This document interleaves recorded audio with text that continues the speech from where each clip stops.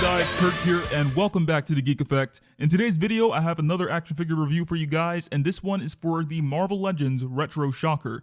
Now, this is a figure that I wanted to have in the collection because I feel like this guy looks super awesome, and it has this very comic book and also, retro feel to it, of course, especially once you have the Toy Biz inspired packaging, but it also will go well next to the Symbiote Spider-Man, which I reviewed last week. So I'm looking forward to having this guy out of the box and then displayed side by side with Symbiote Spider-Man. But with that being said, let's go ahead and start things off by taking a look at the packaging. As always with the retro Spider-Man card figures, we get to see that 90s Toy Biz style packaging, and as I've said many times in the past, I just love how this packaging looks because it has a very classic and retro feel to it, and it makes me feel like I'm actually holding one of the figures that was released during the 90s. Of course, we're going to see things like the Spider-Man logo at the top with Spider-Man on top of that as well. We also have the 90s Marvel Comics logo in the corner, and then an info card that says Vibro Shock Gauntlets, and then it also says that in other languages. Moving below that, you will see a character card for Marvel's Shocker, has him in a pretty cool pose, and you also see him blasting with the Shockwave gauntlets. When you move to the back, that's where you will see some more artwork. Once again, with the character card, you'll see the logo, and you also have a pretty cool read-up on the character, which says, Shocker's vibro units allow him to blast through solid metal or hurl long-range vibrational punches, but they've yet to help him defeat his eternal nemesis, the Amazing Spider-Man. When you move over to the left side of that, you're going to see another one of those blueprint-style artworks with the character Shocker, and you also see an example of how to switch out the arms, which it looks different this time. Like, it's not switching out hands or anything like that. It's like a whole solid piece, so I'm interested in seeing how that actually goes onto the arms and everything like that. And then we'll also have some more info on the wave of characters: Spider Armor Mark I, Marvel's Hammerhead, Symbiote Spider-Man, which we actually have here in the back, and then Hobgoblin and Ben Reilly Spider-Man. With that being said, though, let's go ahead and get this guy out of the box.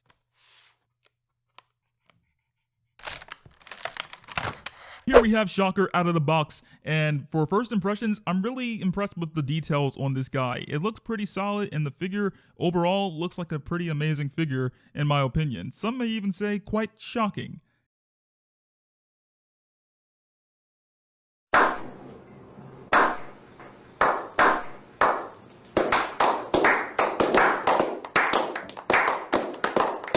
All bad puns aside, though, I do think that this is a really solid figure. It may not carry, a look from the animated series for Spider-Man from the 90s, but it does carry that comic book style and look from, the earlier appearances of this character, like from The Amazing Spider-Man. So I do like that they went with that look, and the entire, pattern and sculpting and everything for his outfit did turn out pretty well, and the colors are pretty solid as well when you look at, the vest that he's wearing, the quilted pattern for his, yellow part of the outfit, and even the metallic sort of finish that has that bit of shine to it when it comes to the belt, the cuffs for the boots, and even the gauntlets that he is wearing, all seems to have a very nice look and feel to it. Moving in closer to Shocker is where we can see all the details here on this figure, and as I said earlier, I think that they are pretty solid. I think that Hasbro and Marvel Legends nailed the look of this character, nailed the feel of the character very well, and especially with that comic book style design. Going with that, I think definitely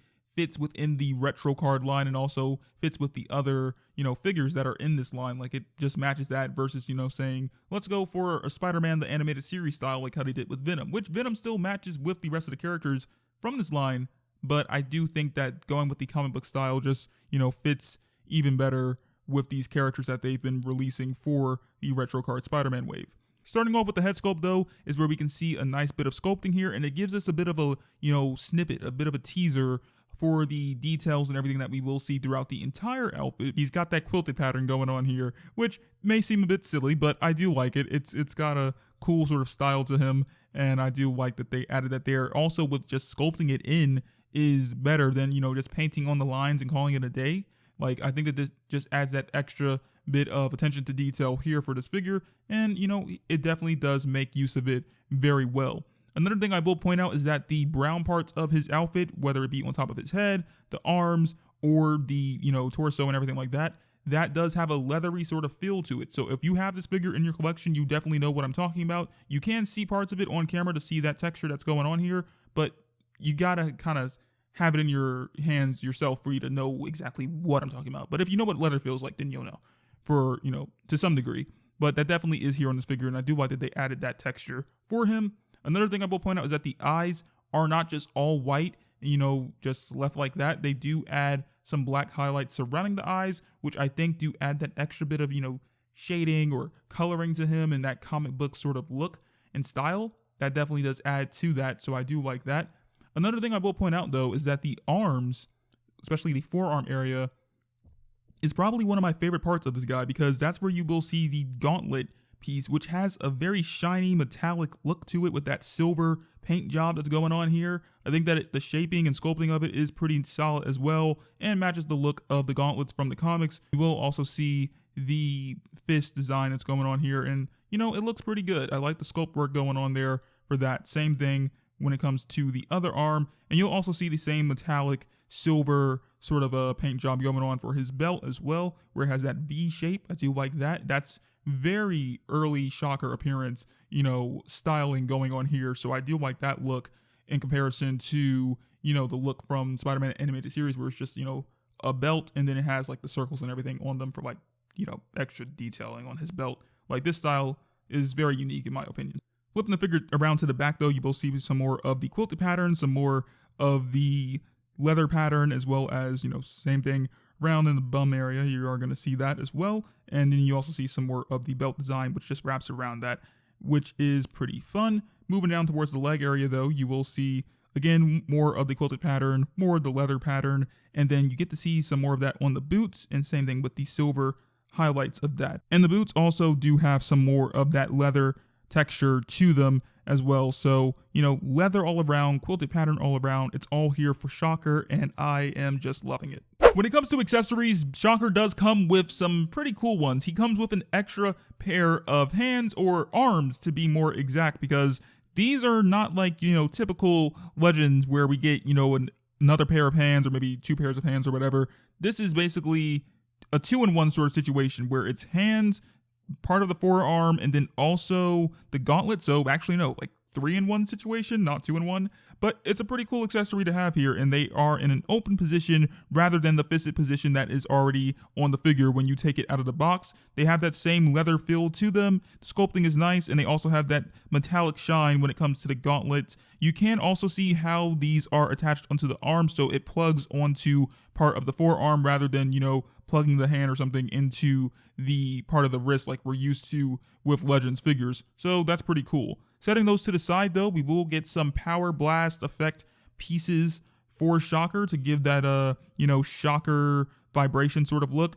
I mean, they are pretty cool, but at the same time, I think if there was like another way to do the effect where it's like even longer, that would have made the accessory even better. Like, you can see part of that vibration sort of style to it, but I think if it was stretched out even more, would have just added on to the figure. But again, at the end of the day, that probably would have made the figure even more difficult to stand. So probably not the best thing. I guess, at the end of the day, maybe this is not as bad as it may seem when you're first taking a look at these things.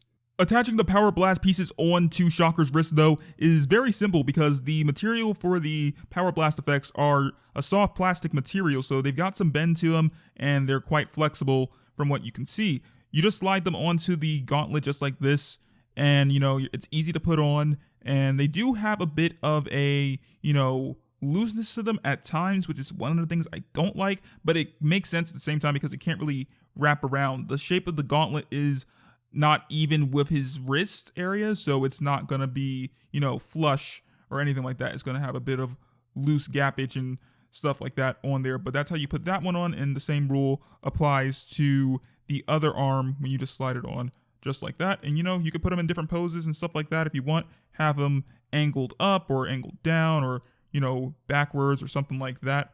It is a bit difficult to kind of move the arms, stuff like that, though, because my joints on this Shocker figure are quite stiff, actually, which, I mean, isn't a bad thing. I'm not really complaining, because the looser the joints on the figure get, the more difficult, I guess, it is to kind of keep it posed, but, it is what it is.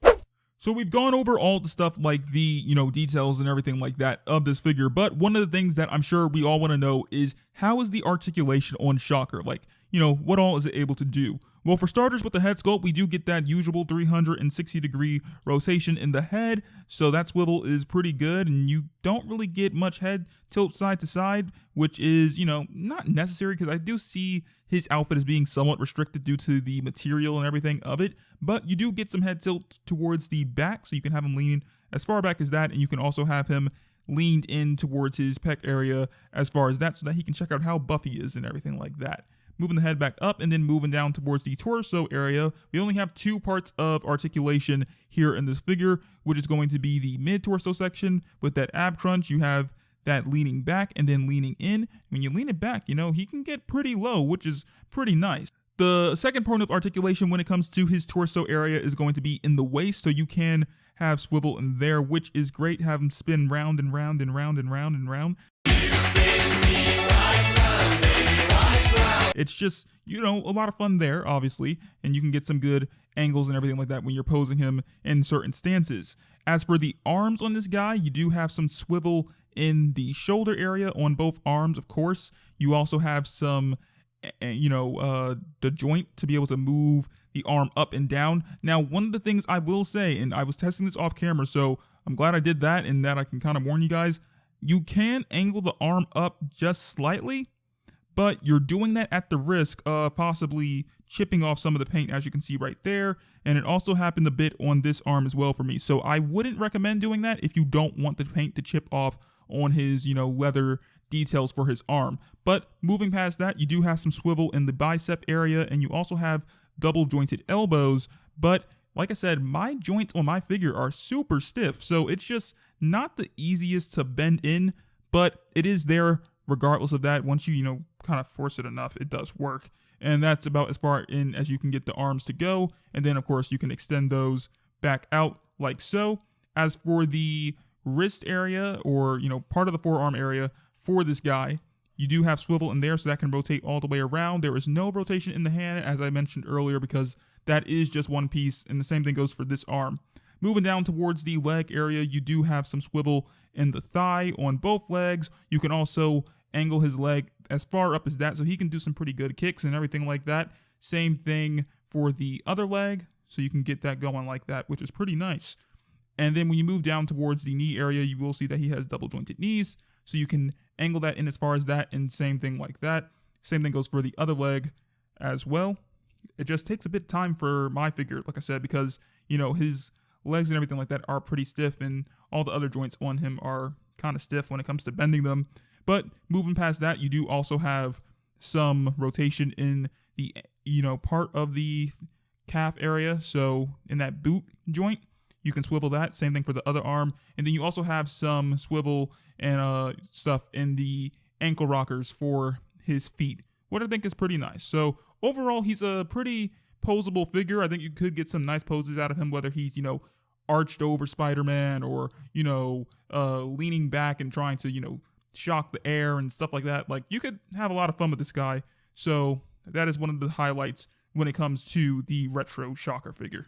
Now, as I mentioned in the Symbiote Spider-Man review, I did want to start doing a size comparison portion in these videos just to give you an idea of how the figure that's being featured matches up with other figures within the Marvel Legends collection of figures and everything like that. So, for starters, I'm going to grab one that is actually quite fitting, especially seeing, their association when it comes to Spider-Man the Animated Series, and that would be Symbiote Spider-Man. Symbiote Spider-Man matches up in height to Shocker pretty well. I think that he is slightly taller than Shocker, but it's not by that much, especially when you look from the side profile. Like, you can see that there's a height difference, but it's not a lot. Moving it to the back, you can also see how they look, and, they match up pretty well in their height. Setting Symbiote Spider-Man to the side, we also have the Retro Card Classic Suit Spider-Man, which has the exact same body mold as Symbiote Spider-Man, so you're going to see the exact same height difference and everything like that. It's not a whole lot going on that is different from Symbiote Spider-Man. Setting him to the side, though, we also have the Gwen Stacy figure from the Retro Collection, and there is some height difference there. I mean, Shocker is taller than Gwen, but they do look pretty nice together. And then same thing when you look at it from the side, same thing from the back And that's pretty much that. But I do also want to pull out a random figure that is not a part of the retro collection, and that figure I chose for today is going to be the MCU Doctor Strange from Spider-Man No Way Home. And we can see that the difference in height on them, they seem to be pretty level with each other. I'm going to take a look at it from the side, but yeah, they actually are quite similar in their height. So they could, look each other eye to eye and everything like that. So that's pretty cool. And then you can also see it from the back and then from the side again. So overall, I think that the retro card Shocker is a pretty solid looking figure. Like, the details and everything on him are accurate to his look in the comics. He has, a great bit of texture on him, especially with that leather feel to his boots, to the brown parts of his, entire outfit. It's pretty good there. And the quilted pattern is another one of the highlights when it comes to this guy. I think that they did it very well, especially with sculpting it in rather than painting it on. And as I mentioned before, people have been, customizing their Shockers from this collection to have the painted design along with the sculpt, so they've been painting it themselves. But that is something that I think maybe I could attempt with another copy of this guy somewhere down the line. That might be something I'll look into doing. But other than that, I have no complaints with the overall figure, except for the fact that the joints were kind of stiff on me. Like, I don't know what that was. It's just maybe one of those things I gotta just heat up the joints and kind of help it out, or play with it over time to help to loosen the joints. But other than that, pretty enjoyable figure, and I think that he'll definitely go well with, of course, Symbiote Spider-Man and then the other figures within this collection. I would definitely recommend picking this up. Like, if you like the character of Shocker, if you, love Spider-Man, want to have some villains to go side by side with him, especially if you have the characters from Wave 1 and also some of the other villains from this current wave, like Hammerhead and Hobgoblin, definitely pick yourself up a Shocker, because I definitely think the shock value that is here with this figure is going to be through the roof. Sorry for the bad pun. Anyhow, I do hope you all enjoyed this review. Be sure to go ahead and give it a thumbs up if you did, and subscribe to the channel if you are new, because I'm going to be posting more reviews in the coming weeks. Next week, I'm not sure what the next review is going to be exactly. I still am trying to decide if I'm going to do Fantastic Four or switch over to NECA, because I do have like 2 other Back to the Future figures I still have not reviewed from NECA. I might do a poll or something on Instagram. We'll see what happens with that. With that being said, though, I hope you all have an amazing day. I'll catch you all later. Peace out. You're in my nightmares. You're in my bad dreams. You're in my darkest fantasies. You're in my nightmares. Get back here, Shocker!